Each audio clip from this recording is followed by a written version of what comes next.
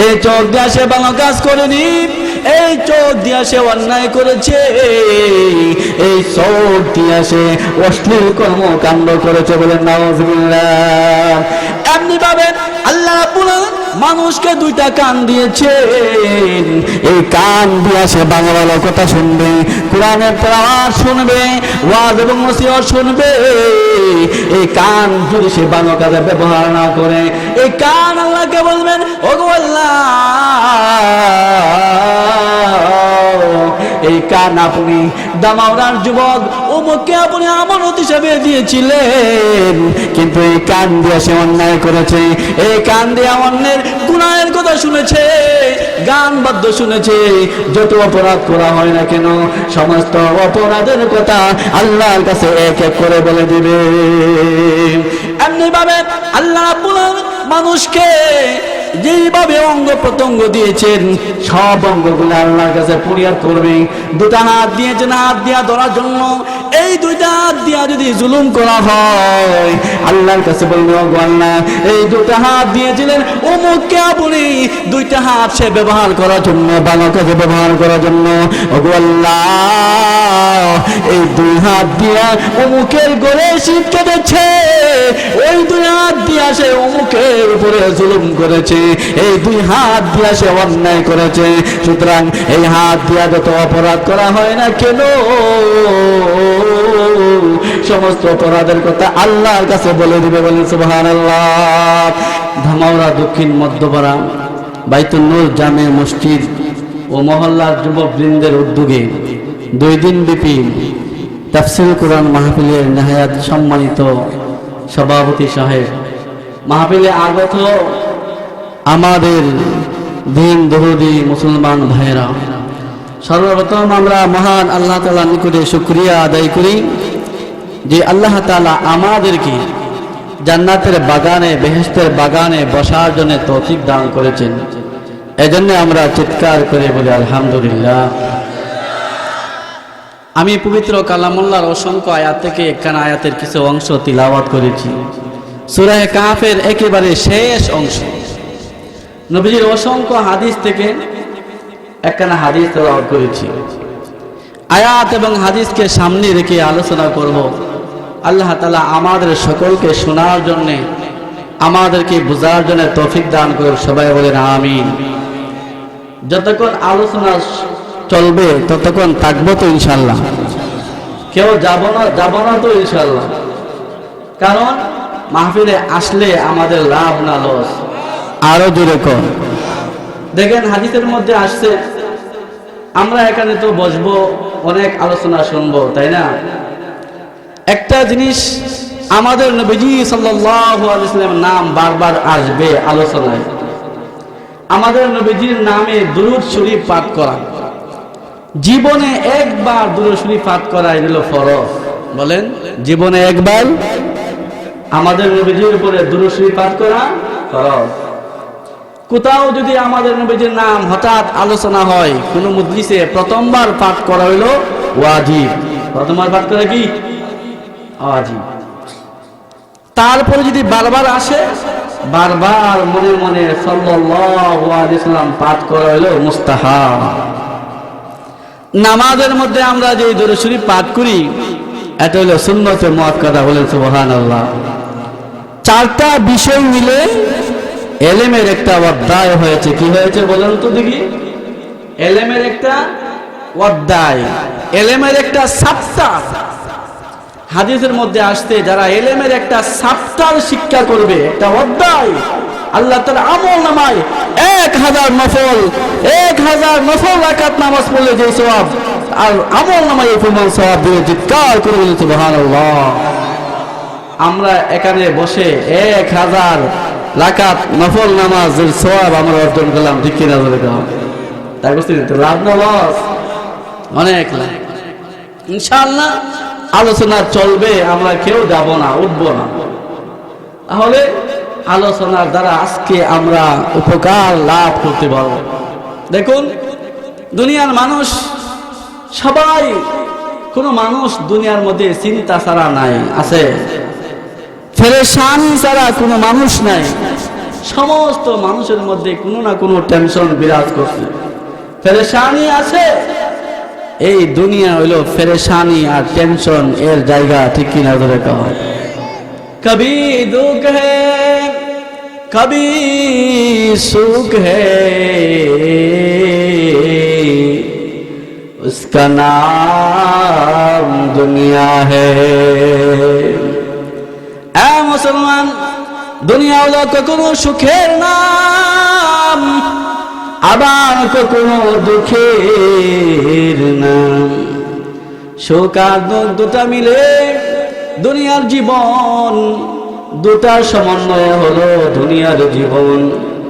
কোন মানুষ সারা জীবন সুখে যাবে না, আবার কোন মানুষ সারা জীবন দুঃখেও যাবে না। আমার বায়ান, কবরের জগৎ থেকে আমরা যখন জান্নাতে যাব, সেখানে যদি জান্নাতি হতে পারি, শুধু সুখ আর সুখ। আর যদি আমরা জান্নাতে যেতে না পারি, আরে মুমিন, তাহলে শুধু দুঃখ আর দুঃখ, দুঃখ আর দুঃখ, ব্যথা আর ব্যথা। তাহলে দুনিয়া সুখে আর দুঃখে যাবে, কোনো মানুষ টেনশন ছাড়া পাওয়া যাবে না। কবি বলেন, দুনিয়া কাছে বেগম নাবাসত, আগার বাসত বুনিয়াদম নাবাসত। এ মুসলমান, কবি বলেন, দুনিয়ার জগতের মধ্যে কেহ সুখী নয়, কেহ আবার দুঃখী নয়, কেহ টেনশন মুক্ত নয়। টেনশন আর চিন্তা মুক্ত যদি কেহ থাকে, তাহলে সে কোনোদিন আদম সন্তান হতে পারে না, সে কখনো আদমের সন্তান হতে পারে না। আদমের সন্তান যদি হতে হয়, তাহলে তার টেনশন আর পেরেশানি থাকবে, টেনশন আর পেরেশানি কোনোদিন শেষ হবে না।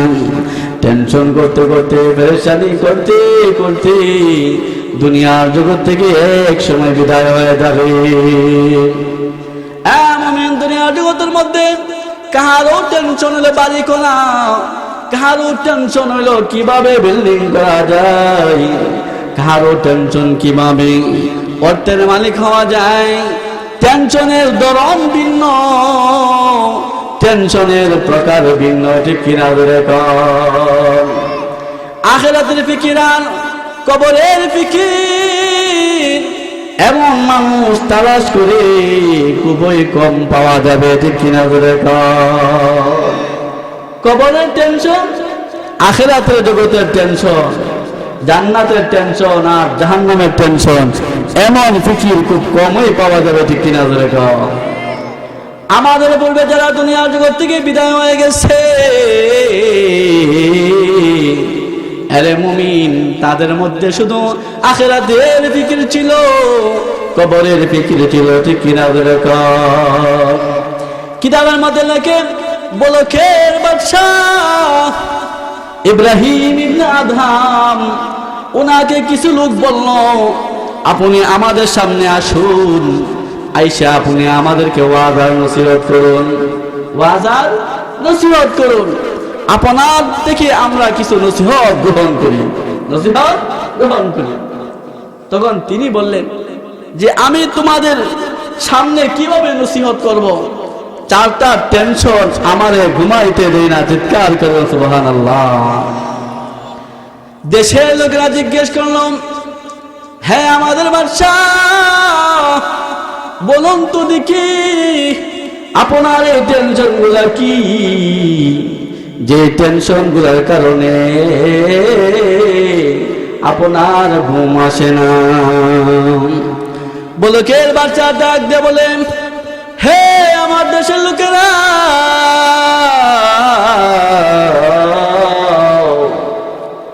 আল্লাহ রাব্বুল আলামিন একদল সন্তান তৈরি করে, সৃষ্টি করে বললেন, এই সব সন্তানগুলা জাহান্নামে যাবে।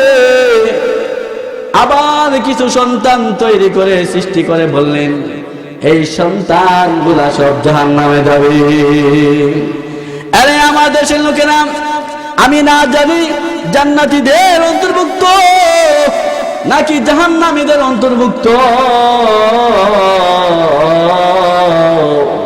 এই কথাটা আমার যখন অনুসরণ হয়, আমি দেশের রাজত্ব কিভাবে চালাবো, কিভাবে আমি দেশ চালাবো, এই টেনশনের কারণে তো আমার ঘুম আসে না। আমার কিছুদিন আগে হাদিসের মধ্যে এই কথা আসছে, আব্দুল্লাহ ইবনে আমর থেকে বর্ণিত হাদিস, আল্লাহর পয়গম্বর বিশ্বনবী খারাজা ফি ইয়াদাইহি কিতাবান, আল্লাহর পয়গম্বর বিশ্বনবী ঘর থেকে বের হলেন আর নিজের দুই হাতে দুইটা কিতাব। নবীজি জিজ্ঞেস করলেন, আতাদরুন মা হাযানিল কিতাব, তোমরা জানো এই দুইটা কিতাবে কি আছে? সাহাবায়ে কেরাম বললেন, ইয়া রাসূলুল্লাহ, এটা তো আমরা জানি না, আপনি বললে আমরা জানতে পারি। আল্লাহর পয়গম্বর বিশ্বনবী বললেন, আমার ডান হাতে যে কিতাবটা রয়েছে, এই কিতাবে কিয়ামত পর্যন্ত যত সন্তান দুনিয়াতে আসবে আর জান্নাতি হবে, তাদের নাম লেখা রয়েছে, তাদের বাপ দাদাদের নাম লেখা রয়েছে, তাদের বংশের নাম লেখা রয়েছে। সুম্মা উজমিলা আলাইহি, এরপর আল্লাহ রাব্বুল আলামিন যোগ করে দিয়েছেন কিয়ামত পর্যন্ত এর মধ্যে কোনো বৃদ্ধি হবে না, এর মধ্যে কোনো বাড়বেও না। বলেন সুবহানাল্লাহ। আল্লাহ পয়গম্বর বিশ্বনবী বাম হাতে যে কিতাবটা রয়েছে, এই কিতাবের দিকে ইশারা করে বললেন, সাহাবীরা রে, আমার এই বাম হাতে যে কিতাবটা রয়েছে, এই কিতাবের মধ্যে যারা জাহান্নামে হবে তাদের নাম, তাদের বাপ দাদাদের নাম, তাদের গোষ্ঠীর নাম পর্যন্ত এর মধ্যে লেখা রয়েছে। তারপর উজমিলা আলাইহি, এরপর তার মধ্যে যোগ করে দেওয়া হয়েছে, কিয়ামত পর্যন্ত এর মধ্যে কোনো বাড়বেও না কমবেও না, কিয়ামত পর্যন্ত বৃদ্ধি হবে না, কমবেও না। সুতরাং এখন কে কোন কিতাবের মধ্যে কার নাম রয়েছে কেউ বলতে পারে? বলা কেন? বাচ্চা বলেন, আরে দেশের লোকেরা, এই কথা না যখন আমার স্মরণ হয়, আমি দেশের রাজত্ব ছেড়ে দিয়েছি এবং দেশের রাজত্ব ছেড়ে দিয়ে টেনশনের কারণে আমার ঘুম আসে না। তোমাদেরকে নিয়ে ওয়াজ আর নসিহত করবো, এই সময়টুকু আমার নাই, আমি সবগুলা ছেড়ে দিয়ে আমি জঙ্গলে চলে গেছি। আমার বেলা শুধু নয়, 2 নম্বর টেনশন হলো, বলকের বাদশা বলেন 2 নম্বর টেনশন, যে টেনশনের কারণে দেশের রাজত্ব আমি চালাতে পারি না, তোমাদেরকে নিয়ে আমি ওয়াজ আর নসিহত করতে পারি না। এরে আমার দেশের লোকেরা, আল্লাহ রাব্বুল আলামিন একটা সন্তান যখন মার গর্ভে যায়, এই সন্তানটা যখন 120 দিন হয়, 120 দিন হওয়ার পর এই সন্তানের ভিতরে রূহ দেওয়ার সময় হয়, তখন রেহেমের দায়িত্বরত ফেরেশতা আল্লাহর কাছে গিয়া বলে, আল্লাহ আমি তার সম্পর্কে কি লিখব, রূহ তো দেব, তবে 4টা জিনিসের সিদ্ধান্ত আল্লাহ রাব্বুল আলামিনের কাছ থেকে নিয়ে আসে। বলেন সুবহানাল্লাহ। এ মুমিন, 1 নাম্বার সিদ্ধান্ত হলো, এই যে সন্তান দুনিয়াতে আগমন করবে, এটা কি নেককার হবে নাকি বদকার হবে, সে কি সৌভাগ্যশীল হবে নাকি হতভাগা হবে, এই সিদ্ধান্ত আল্লাহ রাব্বুল আলামিন দিয়া দেয়। তারপর ফেরেশতা আসিয়া তার নামে এটা লিখে দেয়। 2 নাম্বার হলো, শের হায়াত কতটুকু হবে, তার মত কখন হবে, আরেকটা হলো সে কি পরিমাণ রিজিক পাবে, কি পরিমাণ সম্পদ পাবে, এটা সিদ্ধান্ত নিয়া আল্লাহর কাছ থেকে আসিয়া এই সন্তানের ভিতরে রূহ দিয়া এটা তার কপালে লিপিবদ্ধ করে দেয়। বলে সুবহানাল্লাহ। বলে কে বাচ্চা ডাক দিয়া বলেন, হ্যাঁ আমার দেশের লোকেরা, না জানি আল্লাহ আমার ব্যাপারে হতভাগা বলেছেন নাকি সৌভাগ্য বলেছেন, আমাকে কি নেককারের মধ্যে অন্তর্ভুক্ত করেছেন নাকি বদকারদের মধ্যে অন্তর্ভুক্ত করেছেন। এই কথা আমার যখন স্মরণ হয়, আমি বলকের বাদশা হইয়াও আমার টেনশনে আমার ঘুম আসে না। এমন আরেকটা টেনশন হলো কাল কিয়ামতের ময়দানে আল্লাহ রাব্বুল আলামিন ঘোষণা দিবেন, সারা পৃথিবীর মানুষ যখন সমবেত হবে তখন আল্লাহ বলবেন, ওয়ামতাজুল ইয়াওমা আইয়ুহাল মুজরিমুন। আল্লাহ ঘোষণা দিবেন, হে পৃথিবীর মানুষেরা, আজকে তোমরা হাসরের ময়দানে সমবেত হয়েছ। হাসরের ময়দানে সমস্ত নেককার বদকার ইহুদি খ্রিস্টান নাসারা বৌদ্ধ সবাই সমবেত হয়েছে। আল্লাহ ঘোষণা দিবেন, আজকে এই দল থেকে যারা নেককার হয়েছে, যারা এই নেককারদের থেকে যারা বদকার আর যারা পাপিষ্ট ইহুদি খ্রিস্টান নাসারা, আজকের দিনে আমার মুত্তাকি ফরজগার বান্দাদের থেকে তোমরা আজকে পৃথক হয়ে যাও। বলকের বাদশা বলেন, হে দেশের লোকেরা, এই কথাটা যখন আমার স্মরণ হয়, বলো তো দেখি আমি কিভাবে দেশের রাজত্ব চালাবো, আমি কিভাবে তোমাদেরকে নিয়ে বসবো, কিভাবে আমি দেশ চালাবো। এই কথা স্মরণ হয়, আমি বলকের বাদশার কোনো ঘুম আসে না, না জানি নেককার লোকদের থেকে আমি পৃথক হইয়া যাই। চিন্তা করছেন, এই টেনশন বড় বড় আগের রাজা বাদশাদেরও ছিল, কিন্তু আমাদের টেনশন আছে? আমাদের কোনো টেনশনও নাই, আমাদের কোনো পেরেশানিও নাই, অথচ আমাদের এই ফিকির দরকার আছে। ঠিক কিনা জোরে কও। তাহলে বলতেছিলাম, আমি যে আয়াত তেলাওয়াত করেছি, সবাই আমরা শুধু দুনিয়া নিয়ে টেনশন করি, তাই না? আখিরাতের ফিকির, আখিরাতের টেনশন আমাদের নাই। এই টেনশন আমাদের ভিতরে ঢুকাতে হবে, তাহলে আমাদের আমল সুন্দর হয়ে যাবে। ঠিক কিনা জোরে কও। এর আগে আমি আরেকটা কথা বলতে চাই, দেখেন সৌদি আরবে আমাদের সারা বিশ্বব্যাপী যে তাবলীগ চলে, এটা নিষিদ্ধ ঘোষণা করেছে। বলেন নাউযুবিল্লাহ। সৌদি আরবের নিষিদ্ধ ঘোষণার দ্বারা এই তাবলীগ জামাত কি নিষিদ্ধ হতে পারে? চিৎকার করে বলেন হতে পারে কিনা?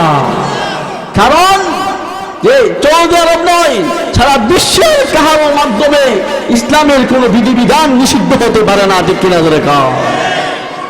কোরআনের আয়াতে স্পষ্ট করে বর্ণিত আছে, আল্লাহ রাব্বুল আলামিন আমাদের নবীজিকে বলছেন, ইয়া আইয়ুহার রাসূল বাল্লিগ মা উনজিলা ইলাইক মির রাbb, রবের পক্ষ থেকে তোমার কাছে যেই বিধান আসছে এই সমস্ত বিধান তুমি তাবলীগ করো, মানুষের কাছে পৌঁছায় দাও। ঠিক কিনা ধরে বলেন। আমাদের নবীজি এই দায়িত্ব পৌঁছানোর জন্য জায়গায় মেহনত করছে। ঠিক কিনা ধরে কোন তাইফের ময়দানে দাঁত মোবারক পর্যন্ত শহীদ হয়ে গেছে, কাফেররা নির্যাতন করেছে, নবীজির গায়ে এমন ভাবে পাথর মেরেছে, নবীজির গায়ে এমন ভাবে পাথর মেরেছে যে পাথরে জর্জরিত হয়ে নবীজির শরীর থেকে রক্ত বের হয়েছে। ঠিক কিনা ধরে কোন। তারপর আমাদের নবীজির তাবলীগের কাজ তিনি বন্ধ করেনি। যত নির্যাতন কাফেররা করেছে, উতবা সাহেব আবু জাহেল করেছে, তারপর আমাদের পয়গম্বর এই দাওয়াত এবং তাবলীগের কাজ বন্ধ করেনি। আমাদের নবীজি বলেন যে তোমরা আমার পক্ষ থেকে একটি আয়াত হলো তোমরা পৌঁছে দাও। ঠিক কিনা যদি বলেন, এর নাম ওই তাবলীগ। সুতরাং এই তাবলীগ নিয়ে যদি চিরমিনে করা হয়, কখনো এটা বন্ধ করা যাবে না, যাবে না। ঠিক কিনা ধরে খাও। ইসলামের বিরোধিতা করে যুগে যুগে যারাই করেছে তারাই অপমানিত, লাঞ্ছিত হয়ে বিদায় হয়েছে পৃথিবী থেকে। আবু জাহেল ইসলামের বিরুদ্ধে করেছিল, সেও বিদায় হয়েছে। উতবা আবু সাইবা তারাও নবীজির বিরুদ্ধাচরণ করেছে, ইসলামের বিরুদ্ধাচরণ করেছে, তারাও পৃথিবী থেকে বিদায় হয়ে গেছে। লাস্টে তাকলা মুআদ পর্যন্ত ইসলামের বিরুদ্ধে করেছে। সে সারা পৃথিবীতে অবাঞ্ছিত হয়ে সে কানাডা ঢুকতে ছিল, সেখানেও ঢুকতে পারেনি, এবং সে দুবাই প্রবেশ করতে চেয়েছিল, সেখানেও ঢুকতে পারেনি। আবার সে ফিরে বাংলাদেশের মধ্যে এসেছে। ঠিক কিনা ধরে কান? একমাত্র কারণ হলো ইসলামের বিরুদ্ধাচরণ। ঠিক কিনা ধরে কান? ইসলামের বিরুদ্ধে যাই করবে তাই তাকলা মুরাদের মতো সারা পৃথিবীতে অবাঞ্ছিত হবে। ঠিক কিনা ধরে কান? সুতরাং তাবলীগ চলছে, কিয়ামত পর্যন্ত চলবে, চলবে। ঠিক কিনা ধরে কান?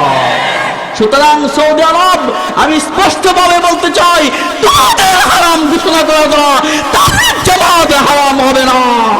কারণ ইসলামের কোন বিধিবিধানকে নিষিদ্ধ করার অধিকার তোমাদের নাই। কারণ তোমরা পতিতালয়কে হালাল করেছো, তোমরা জিনা ব্যভিচার নামকে তোমরা হালাল পতিতালয় বলে নাম দিয়েছো। সুতরাং হারাম জিনিসটা কশিনকালও হালাল হতে পারে না, পারে না। ঠিক কিনা বলে কন? সুতরাং তাদের কথার দ্বারা তাবলীগ জামাত বন্ধ হবে না, তাবলীগ চলছে, কিয়ামত পর্যন্ত চলবে। ঠিক কিনা বলে কন? সুতরাং এই তাবলীগ জামাত আছে, থাকবে, চলতেই থাকবে।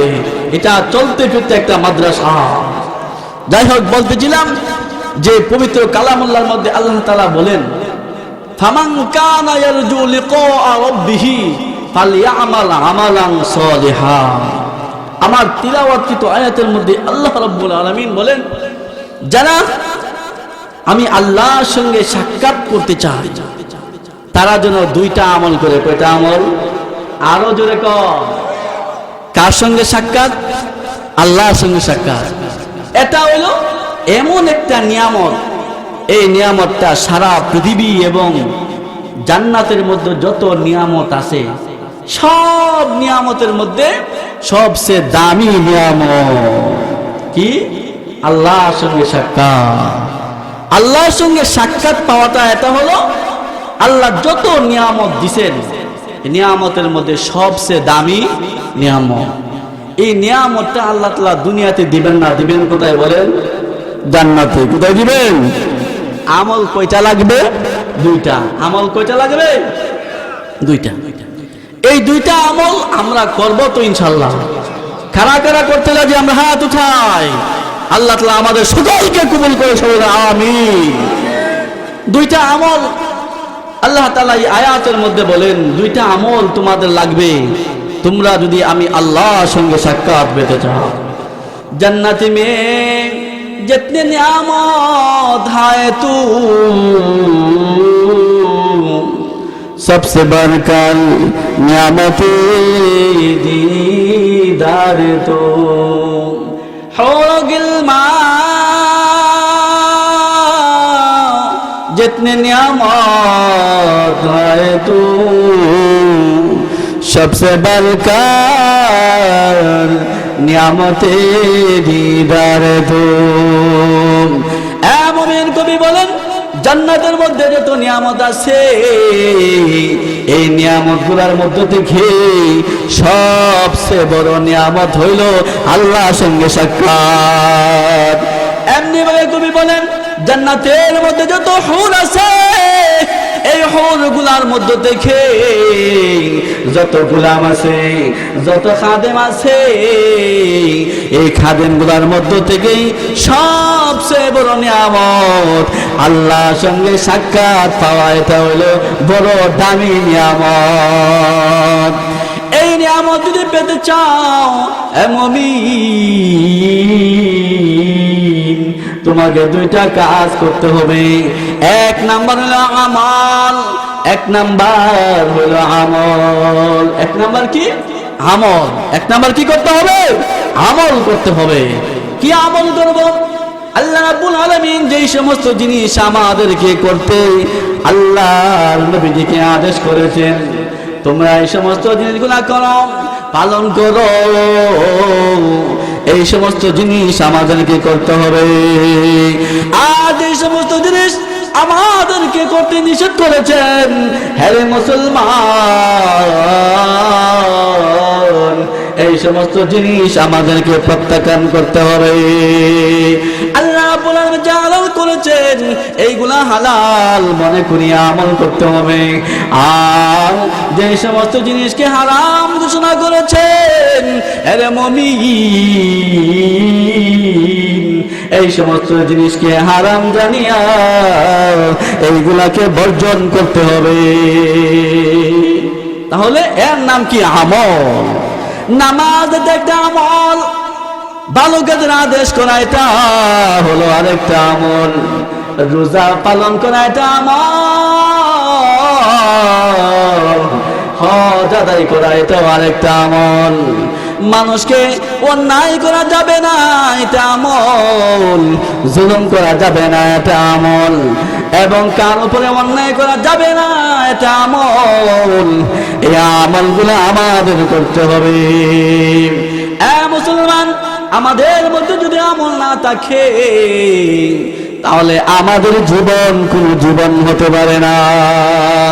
আল্লাহ বলেন সারা পৃথিবীর মধ্যে যত মাখলুকাত সৃষ্টি করেছেন, যত আল্লাহ সৃষ্টি আল্লাহ বানাইছেন, এই সৃষ্টি জীবের মধ্যে সবচেয়ে দামি সৃষ্টি হলো মানুষ। সবচেয়ে দামি সৃষ্টি জীব হলো কে? মানুষ। সুতরাং মানুষ কি করতে হবে? আমল করতে হবে। আমল যদি করতে পারে তাহলে সে মানুষ হবে, আমল যদি না করে তাহলে সে মানুষ হতে পারে না। আমল সে बनता है जिंदगी, बेअमल जिंदगी बेजिंदगी। अमल से बनता है जिंदगी, बेअमल जिंदगी बेजिंदगी। মুমিন, কবি বলেন আমলের দ্বারা মানুষের জীবন গঠন হয়, আমল ছাড়া মানুষের জীবন আমল ছাড়া মানুষের জীবন এটা কোনো জীবন হতে পারে না। ঠিক কিনা বলে কও? আল্লাহ রাব্বুল বলেন যাদের জিন্দেগিতে আমল নাই, যাদের জিন্দেগিতে নামাজ নাই, যাদের জিন্দেগিতে হজ নাই, যাদের জিন্দেগিতে জুলুম আর অন্যায় অপরাধ বেশি বেশি থাকবে, আমল থাকবে না, তাদের জীবন কোনো জীবন নয়। আল্লাহ আয়াতের মধ্যে সব প্রমাণ, ওয়ালাকাদ যারা'না লিজাহান্নামা কাসীরাম মিনাল জিন্নি ওয়াল ইনস লাহুম কুলুবুন লা ইয়াফকাহুনা বিহা। আমার আল্লাহ রাব্বুল আলামিন আয়াতগুলোতে ইরশাদ ফরমান, আমি কিছু মানুষকে জাহান্নামের জন্য বানাইছি, তাদের কলব আছে, এই কলব দিয়া কোনো আখিরাতের ফিকির করে না, এই কলব দিয়া কোনো ভালো চিন্তা করে না। আমি আল্লাহ তাদের চোখ দিয়েছি, জগতের মানুষেরা এই চোখ দিয়া সে ভালো জিনিস দেখে না, এই চোখ দিয়া সে অন্যায় করে, এই চোখ দিয়া সে অপরাধ করে। আমি আল্লাহ তার কান দিয়েছি, এই কান দিয়ে সে ভালো কথা শুনবে, কুরআন হাদিসের কথা শুনবে, কিন্তু এই কান দিয়েও সে অন্যায় করে। ঠিক কিনা করে কার চশমে গুয়াত কাদাম গম জাহারা গোশে গোয়াত চিদাম সোয়ে কালাম লব গোয়াত মাঞ্চুরি বসিদা দস্তে গোয়াত মাঞ্চুরি দুসদিদা। মুমিন, আল্লাহ রাব্বুল আলামিন মানুষকে হাত দিয়েছেন, পা দিয়েছেন, চোখ দিয়েছেন, নাক দিয়েছেন, কান দিয়েছেন, এইগুলা দিয়ে যদি অন্যায় করে রে, এই কানগুলা চোখগুলা আল্লাহর কাছে নালিশ করবে। আল্লাহ আপনাদের বলে মানুষের দুইটা চোখ বলবে ওগো আল্লাহ এই দুইটা চোখ দিয়েছিলেন, এই চোখ দিয়ে সে ভালো কাজ করবে, এই চোখ দিয়ে সে ভালো কাজ করেনি, এই চোখ দিয়ে সে অন্যায় করেছে, এই চোখ দিয়ে সে অশ্লীল কর্মকাণ্ড করেছে, বলেন নাউজুবিল্লাহ। এমনি ভাবে আল্লাহ রাব্বুল আলামিন মানুষকে দুইটা কান দিয়েছেন, এই কান দিয়ে সে ভালো ভালো কথা শুনবে, কোরআনের তেলাওয়াত শুনবে, ওয়াজ এবং নসিহত শুনবে। এই কান যদি সে ভালো কাজে ব্যবহার না করে, এই কান আল্লাহকে বলবেন ওগো আল্লাহ এই কান আপনি দামাওরার যুবক অমুককে আপনি আমানত হিসাবে দিয়েছিলেন, কিন্তু এই কান দিয়ে সে অন্যায় করেছে, এই কান দিয়ে অন্যের গুনাহের কথা শুনেছে, গান বাদ্য শুনেছে, যত অপরাধ করা হয় না কেন সমস্ত অপরাধের কথা আল্লাহর কাছে এক এক করে বলে দিবে। এমনি ভাবে আল্লাহ রাব্বুল আলামিন মানুষকে যেইভাবে অঙ্গ প্রত্যঙ্গ দিয়েছেন সব অঙ্গগুলো আল্লাহর কাছে ফরিয়াদ করবে। দুটা হাত দিয়েছেন হাত দিয়া ধরার জন্য, এই দুইটা হাত দিয়া যদি জুলুম করা হয় আল্লাহর কাছে বলবে ওগো আল্লাহ এই দুটা হাত দিয়েছিলেন অমুককে আপনি দুইটা হাত সে ব্যবহার করার জন্য, ভালো কাজে ব্যবহার করার জন্য, ওগো আল্লাহ এই দুই হাত দিয়া অমুকের গলে শীত কেটেছে, ওই দুই হাত দিয়া সে অমুকের উপরে জুলুম করেছে, এই দুই হাত দিয়া সে অন্যায় করেছে। সুতরাং এই হাত দিয়া যত অপরাধ করা হয় না কেন সমস্ত অপরাধের কথা আল্লাহর কাছে বলে দিবে, বলেন সুবহানাল্লাহ। এমনি ভাবে আল্লাহ রাব্বুল আলামিন মানুষকে দুইটা টুট দিয়েছেন, এই পৃথিবীর মানুষেরা এই টুট দিয়ে আসে ভালো কাজে ব্যবহার করবে, কোরআন তেলাওয়াত করবে, ওয়াজের কথা বলবে, ভালো ভালো কাজে ব্যবহার করবে। এই দুইটা টুট যদি অবৈধভাবে ব্যবহার করে থাকে আল্লাহর কাছে বলবে ওগো আল্লাহ এই দুইটা টুট সে অবৈধভাবে ব্যবহার করেছে। এমনি ভাবে সমস্ত অঙ্গ প্রত্যঙ্গ আল্লাহর কাছে বলবে, আল্লাহর কাছে জানায়া দিবে, আল্লাহর কাছে জানাবে যে এটা সম্ভব কি সম্ভব না, সম্ভব নেই, এটা আল্লাহর জন্য সম্ভব।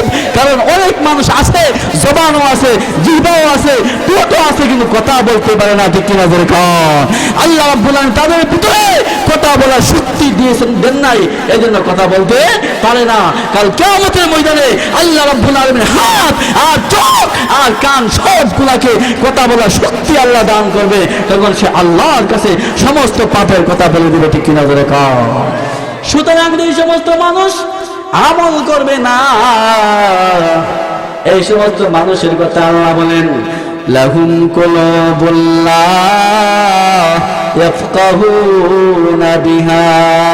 আয়াতুল লাস্টে বলেন উলাইকা কাল আনআম বাল হুম আদাল, যে যাদের জীবনে আমল নাই, যাদের জীবনে আমল নাই, যাদের জীবনে আমল নাই এই সমস্ত মানুষের সম্পর্কে আল্লাহ বলেন তারা হলো কাল আনআম, তারা হলো চতুষ্পদ জানোয়ারের মতো। কিসের মতো? চতুষ্পদ জানোয়ারের মতো। তাফসীরে কিতাবের মধ্যে লেখে তারা চতুষ্পদ জানোয়ারের মতো। আল্লাহ কেন বললেন চতুষ্পদ জানোয়ার? এইগুলার আমলে, এইগুলার জিন্দেগিতে নামাজ আসেনি, কথা কয় না, এগুলার জীবনে হজ আসেনি, হজ নেই, এইগুলার জীবনে রোজা আছে, কথা কয় না, রোজা নাই, তাহলে এইগুলার জীবনে কোনো কি নাই, আমল নাই। তাহলে জীব জানোয়ারের কাজ হলো শুধু খাওয়ান আর ঘুমান, সারাদিনে যা খাইলো রাত্রিবেলা সাবাই আর সাবাই, ঠিক কিনা বেড়ে খাওয়ান আর ঘুমান। আরেকটা কাজ হলো যৌন চাহিদা যদি হয় তাহলে এটা পূরণ করে, এই তিন কাজ ছাড়া আর কোনো কাজ নাই। আরে মুমিন, তাহলে তুমিও যদি নামাজ না পড়ো, তোমার জীবনে যদি আমল না থাকে, তুমিও আর জীব জানোয়ার মধ্যে কোনো পার্থক্য রইল না। তাদের জীবনে নামাজ নাই, তাদের জীবনে শুধু খাওয়ান আর ঘুমান আর মনের চাহিদা পূরণ করা।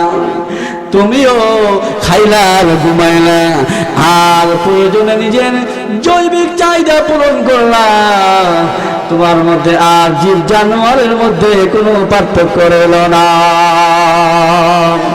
আল্লাহ বলেন, হ্যাঁ জগতের মানুষেরা, তুমি শুধু জীব জানোয়ারের মতো নয়, বালহুম আদল, তোমরা জীব জানোয়ার চেয়ে আরো বেশি বাড়িয়া, জীব জানোয়ার চেয়ে আরো বেশি বাড়িয়া। কেমনে বাড়িয়া? কাল কিয়ামতের ময়দানে সমস্ত জীব জানোয়ারও আল্লাহ উঠাইবেন, মানুষও আল্লাহ উঠাইবেন। উঠানোর পরে বিচার কার্যজন শুরু করবেন। জীব জানোয়ার একটা আরেকটা জুলুম করেনি, কথা কয় না, করেনি। একটা কুকুর আরেকটা কুকুরে আক্রমণ করে, একটা গরু আরেকটা গরুরে আক্রমণ করে, তাই না? তাহলে এইভাবে যে গরু, ছাগল, ভেড়া, বকরি একটা আরেকটার উপরে আক্রমণ করে, দুর্বল না সবল না থেকে বিচার পায় না, ঠিক কিনা ধরে খাও, প্রতিশোধ নিতে পারে না। কিন্তু এই আল্লাহ যে ইনসাফ করবেন কাল কিয়ামতের ময়দানে, তাহলে এই যে জুলুমটা করলো, এই জুলুমটা যদি বিচার না পায়, আল্লাহ ইনসাফ কিভাবে করলেন, তাই না? এই জন্য আল্লাহ সমস্ত জীব জানোয়ারও আল্লাহ উঠাইবেন। উঠানোর পর দুর্বল নারে বলবেন যে সবল না তোমারে গুতা দিছিল বা তোমারে জুলুম করছিল, আজকে তুমি বিচার, আজকে তুমি তোমার পাওনা পরিশোধ করো। সে তার পাওনা পরিশোধ করবে, অর্থাৎ সে তারে যেভাবে জুলুম করছিল এইভাবে সে তারে ফাঁদ দিবে, অথবা সে তার বদলা নিবে। নেওয়ার পরে আল্লাহ বলবেন, কুনু তুরাবা, তোমরা আজকের দিনে সবাই মাটি হয়ে যাও, সঙ্গে সঙ্গে সমস্ত জীব জানোয়ার মাটি হয়ে যাবে বলে সুবহানাল্লাহ। আমার কিন্তু মুসলমান মানুষ, তাদের জীবনে আমল নাই, কিন্তু তাদের বিচার কার্য যখন শুরু করবেন তখন তো তাদের আমলে জীবনে আমল না থাকার কারণে আল্লাহ রাব্বুল আলামিন তাদের জন্য জাহান্নামের ঘোষণা দিবেন। সুতরাং মানুষের জন্য জাহান্নাম আছে, কিন্তু জীব জানোয়ারের কিনায় জাহান্নাম নাই। এই কথা নাই আল্লাহ বলেন, উলাইকা কাল আনআম বাল হুম আদাল, এমন যাদের জীবনে আমল নাই তারা হলো জীব জানোয়ার নয়, তারা জীব জানোয়ার চেয়ে আরো বাড়িয়া, তারা জীব জানোয়ার চেয়েও আরো বাড়িয়া। তাহলে কি লাগবে? আমল। কি লাগবে বলেন? আমল। আমাদের কি প্রয়োজন? আমল। তাহলে আমল লাগবে, আমল। আরেকটা হলো যে আল্লাহর সঙ্গে শিরিক করা যাবে না। কি করা যাবে না বলেন? শিরিক। এই দুইটা যদি না করে তাহলে আল্লাহর সঙ্গে সাক্ষাৎ হয়ে যাবে। সুবহানাল্লাহ। কার সঙ্গে সাক্ষাৎ হবে? দুইটা। যদি আমল করে, নেক আমল করে, আর আল্লাহর সঙ্গে শিরিক না করে। হাদিসের মধ্যে নবীজি ইরশাদ ফরমান, সিনতানে মুজিবাতান, দুইটা জিনিস এটা ওয়াজিব, আবশ্যক করে। দুইটা জিনিস কি করে? অত্যাবশ্যকীয়। এই দুইটা জিনিস কি? সাহাবায়ে কেরামরা জিজ্ঞেস করলেন এই দুইটা জিনিস কি? তখন আমাদের নবীজি বললেন যে দুনিয়ার জগতে বিদায় হয়ে গেছে, আল্লাহর সঙ্গে শিরক অংশীদার বানাইছে, সে হলো জাহান্নামী। বলে নাউযুবিল্লাহ। আর যে সমস্ত মানুষ দুনিয়ার জগৎ থেকে বিদায় হয়েছে কিন্তু আল্লাহর সঙ্গে শিরক করে নাই, এই সমস্ত মানুষ হলো জান্নাতি। বলেন সুবহানাল্লাহ। আর জান্নাতে গেলেই আল্লাহর সঙ্গে সাক্ষাৎ হবে, আল্লাহ রাব্বুল আলামিন সাক্ষাৎ দিবে। তাহলে আল্লাহ সাক্ষাৎ পেতে হলে আমাদের কয়টা করণীয়? দুইটা। একটা হলো আমাদের নেক আমল করতে হবে, আর একটা হলো আল্লাহর সঙ্গে শিরক করা যাবে না, আল্লাহর সঙ্গে অংশীদার করা যাবে না। এই দুইটা কাজ আমরা যদি করতে পারি তাহলে আমরা আমাদের প্রভুর সাক্ষাৎ পেয়ে যাব। কারণ আল্লাহ তাআলা এত সুন্দর করে পৃথিবী বানাইছেন, না জানি আল্লাহ তাআলা কত সুন্দর, ঠিক কিনা ধরে ঘর। তোমার সৃষ্টি যদি হয় এত সুন্দর, না জানি তাহলে তুমি কত সুন্দর, ঠিক কিনা ধরে ঘর। আল্লাহ এত সুন্দর করে মানুষ পৃথিবী বানাইছেন, তাহলে না জানি আল্লাহ তাআলা কত সুন্দর। কে কে আল্লাহকে দেখতে চায় না? সবাই আমরা আল্লাহকে দেখতে চাই, ঠিক কিনা বলে? তাহলে আমল করবো তো ইনশাল্লাহ। আল্লাহ তাআলা আমাদের সকলকে আমল করার তৌফিক দান করুন। ওয়া মা আলাইনা ইল্লাল বালাগ।